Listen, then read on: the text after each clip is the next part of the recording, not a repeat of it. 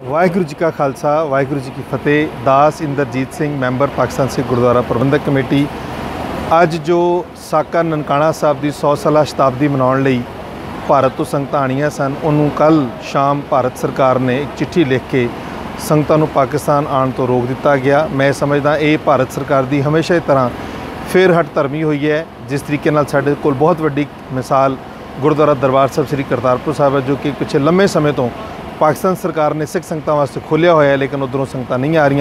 अज फिर वाघा दे राहीं भी संगतां नूं रोक के सिखां दे दिल एक बारी फिर उन्होंने मजरूह किए ने, सिखां दे जज्बात एक बारी मजरूह किए ने।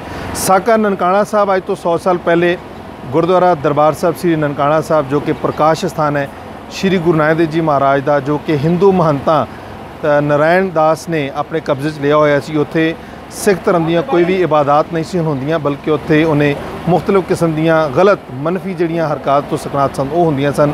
सो सिख जत्थे तैयार होए गुरुद्वारा साहब नूं आज़ाद कराउण लई। उत्थे एक बहुत वड्डा युद्ध होया जिहदे विच बहुत सारे सिख संगतां जिहड़ियां ने शहीद होईयां।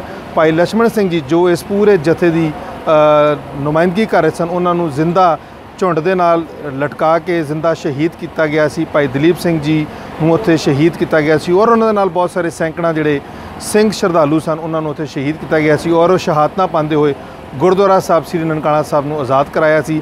अज उही 100 साला शताब्दी मनाउण लई पूरियां भारत तो संगतां इत्थे आ रही सन। 720 दा संगतां दा जत्था इत्थे आ रहा सी।